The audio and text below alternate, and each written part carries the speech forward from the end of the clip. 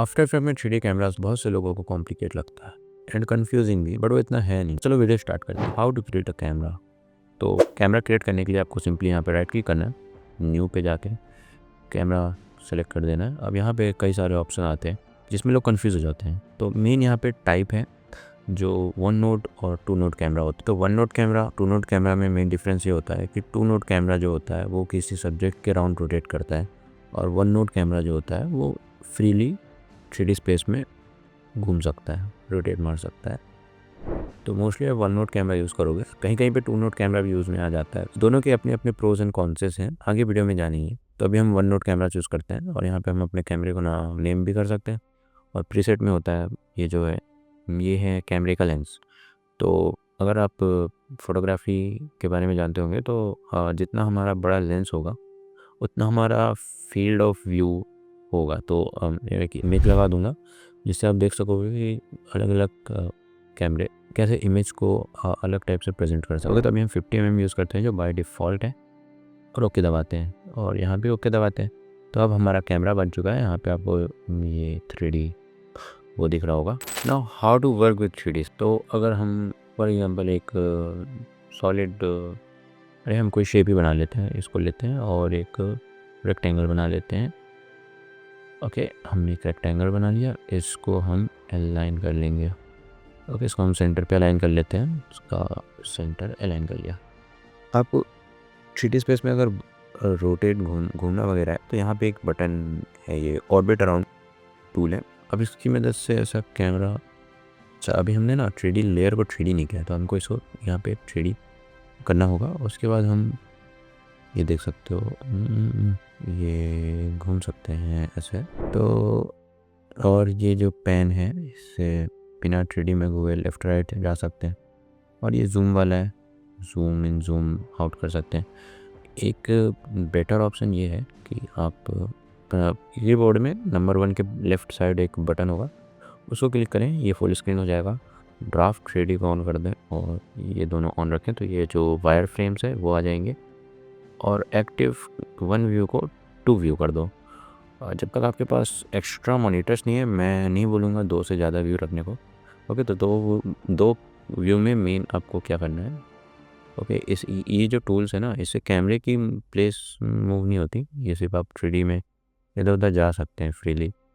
तो इससे आप अपना कैमरे का पोजीशन देख सकते हो। ओके, और अभी हम इस व्यू में हैं क्योंकि ये छोटे छोटे ब्लू आपको दिख रहे होंगे, और जब हम इस पर क्लिक करेंगे तो हम इस पर काम करने लगेंगे। तो अगर हम ऐसे करते हैं तो देखो कैमरा मूव हो रहा है, और ये देखो कैमरा, क्योंकि ये जो है ये एक्टिव कैमरा सेलेक्ट है और यहाँ जो है तो वो डिफ़ॉल्ट सेलेक्ट है। ओके, तो यहाँ हम जो भी मूव करेंगे वो कैमरे को मूव करेगा। अब यहाँ पे भले ही हमने 3D तो बना लिया है, पर अगर हम इसे ये जो है एक्टिव कैमरा, अगर हम इसे फ्रंट से देखेंगे तो हमें दिखेगा, और अगर टॉप से देखेंगे तो वो नहीं दिखेगा। क्योंकि भले ही ये 3D है बट ये एक पेपर की तरह है, बिल्कुल पतला सा, तो वो फ्रंट से नहीं दिखेगा और बैक टॉप से नहीं दिखेगा, फ्रंट से दिखेगा और बैक से दिखेगा, लेफ़्ट राइट से भी नहीं दिखेगा। तो हम इसे बाहर आते हैं और इसको वापस से 1 व्यू कर देते हैं। ओके, और अपने कैमरे को की फ्रेम देते हैं, इसको नीचे कर देते हैं। तो हम कैमरे को कई 2 तरीके से मूव कर सकते हैं। पहला, अगर हम इस पे ही इसकी पोजीशन पे की फ्रेम लगाएं और यहाँ जाके ऐसा जूम कर दें। ओके, अगर हम डार्क 3D बंद कर दें, देख लिया तो जूम हो गया। अब हम देखेंगे कैमरा जूम हो रहा है और हमारे सब्जेक्ट की तरफ जा रहा है। अगर हम कुछ टेक्स्ट भी टाइप कर दें, टेक्स्ट, और इसको बड़ा कर देते हैं, अभी डिफ़ॉल्ट रहने देते हैं, इसको भी हम 3D कर देते हैं। अब हम देखें तो ये देख सकते हो, और जूम हो रहा है कैमरा, बट एनिमेशन बहुत ही डम्ब टाइप की है, लाइक कुछ मोशन नहीं है। तो इसको स्मूथ करने के लिए हम की फ्रेम सेलेक्ट करके कीबोर्ड पे F9 प्रेस करेंगे, जिससे ईज़ हो जाएगा। फिर ग्राफ एडिटर पे जाएंगे, राइट क्लिक करेंगे, एडिट स्पीड ग्राफ पे जाके और ऐसा एक मूवमेंट देंगे कि जो शुरू पे फास्ट होता है फिर धीरे हो जाता है। ओके, ये एक नेचुरल मूवमेंट होती है, ऐसा देख सकते हो, थोड़ा स्मूथ हो गया। एक तरीका और है कैमरे को मूव करने के लिए। इस पर एक प्रॉब्लम ये है इस वे में कि अगर आपको इसके बाद एक दूसरा एनिमेशन देना है तो आपको यहाँ पे एक की फ्रेम है, फिर आगे जाके आपको लाइक ये ऐसा करना होगा। तो अभी जो एनिमेशन रहेगी ना, ये पहले रुकेगी फिर ये जाएगी, तो एक कंटिन्यूएशन मूवमेंट नहीं हो सकती। अगर इसको फिक्स करना है तो हम क्या करते हैं, एक नल ऑब्जेक्ट बनाते हैं राइट क्लिक करके और इसको इससे पेरेंट कर देते हैं और इसको 3D कर देते हैं। ओके, अब इसकी प्रॉपर्टीज़ हम पोजीशन पे जाएंगे और इस पे एनिमेशन देंगे, एक फ्रेम पे जाएंगे और हमने जूम किया था, हमने जूम किया और हम इसे इस कर देंगे और सेम ग्राफ इस पे भी दे देंगे। अब अगर हमें दूसरे एनिमेशन चाहिए तो हम क्या कर सकते हैं, इसका हम डुप्लीकेट कर सकते हैं और इसको इस पे ऑपरेट कर सकते हैं और इसके की फ्रेम्स हटा देंगे, इस पर एक नया की फ्रेम देंगे और 2 सेकंड पे जाएंगे और फिर हमें ऊपर जाना है तो हम ऐसे जाएंगे और हम इनसे भी F9 करके इन्हें भी ईजी इस कर देंगे। अब हम चाहें तो इसका जो की फ्रेम है थोड़ा सा पहले से हम कर सकते हैं कि वो एनिमेशन ख़त्म हुई और ये चालू हो जाए, तो अब और हम थोड़ा और पहले कर सकते हैं। ये देखो थोड़ा ये ज़्यादा स्मूथ लगता है, तो और ये हम अनलिमिटेड नल ऑब्जेक्ट्स बना सकते हैं, लाइक डुप्लीकेट कर सकते हैं और सबको एक दूसरे से पेरेंट कर सकते हैं नीचे वाले के ऊपर से, और बहुत ज़्यादा स्मूथ मूवमेंट्स कर सकते हैं इससे।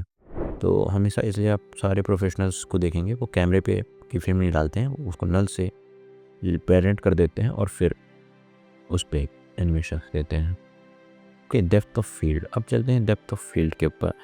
तो हमारा जो टेक्स्ट है और शेप है, अब हम शेप को टेक्स्ट को थोड़ा सा पीछे कर देते हैं और इसको यहाँ कर देते हैं समझने के लिए, डेप्थ ऑफ फील्ड। अब हम कैमरे को यहाँ पे क्लिक करें, प्रॉपर्टीज़ खुल गई और कैमरा ऑप्शन पे जाएंगे, यहाँ पे मिलेगा डेप्थ ऑफ फील्ड, इसे हम ऑन कर दें और फोकस डिस्टेंस को हम अगर कम ज़्यादा करें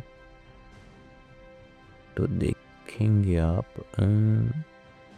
या तो देखो जैसे टेक्स्ट जो है अभी ब्लर है, अगर हम इसे और पीछे भेज दें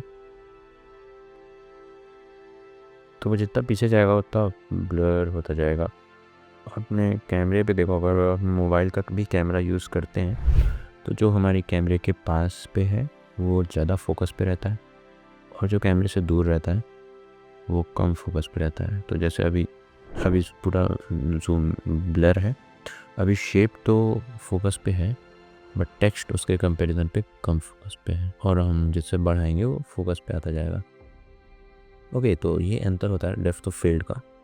इसको हम यूज़ कर सकते हैं अपने जो इंस्टाग्राम शॉर्ट्स वायरल रील्स होते हैं ना, उसमें लोग यूज़ करते हैं ये डेप्थ ऑफ फील्ड एक्सेट्रा। और अगर हम कैमरे को मूव करें तो देखेंगे जो कैमरे से क्लोज पे चीज़ें हैं वो तेज़ मूव होंगी और जो दूर है वो धीरे होंगी। आप कभी अगर आप ट्रेन पे सफ़र करेंगे तो आप देखेंगे जो ट्रेन के पास की चीज़ें होती हैं लाइक पोल्स वगैरह, वो तेज़ मूव करती है और जो दूर पे बिल्डिंग्स होती है वो धीरे मूव करती है। वही इसी इफ़ेक्ट को पैरालैक्स इफ़ेक्ट कहते हैं, वो हम इसी से क्रिएट कर सकते हैं कैमरे से किसी चीज़ को दूर रख के और इसे पास रख के, जैसा आप देख सकते हैं। ओके, तो कई लोगों का कॉन्सर्न ये होता है कि जब भी वो कोई कॉम्प्लेक्स 3D सीन पे काम कर रहे हैं और उन्होंने कई सारी एनिमेशन दे रखी है, मैं फॉर एग्ज़ाम्पल बना देता हूँ वो सीन। फॉर एग्ज़ाम्पल हमने यहाँ पे एक पोजीशन की फ्रेम लिया, आगे गए, जूम किया, ओके, लेफ़्ट आ गए, राइट आ गए, ऊपर आ गए। अब हमें यहाँ पे कोई चीज़ डालनी है तो हम टेक्स्ट उठाते हैं, यहाँ पे लिख देते हैं लाइक सब्जेक्ट और इसे यहाँ ले आएंगे। तो हम ऐसा करते हैं, पर जब हम 3D ऑन करेंगे तो वो गायब हो जाती है। तो ये इसलिए होता है कि जो हम जब भी हम 3D ऑन करते हैं ना, वो हमेशा उस पे जाता है, क्या बोलते हैं, ओरिजिन पे। आप देख सकते हो यहाँ पे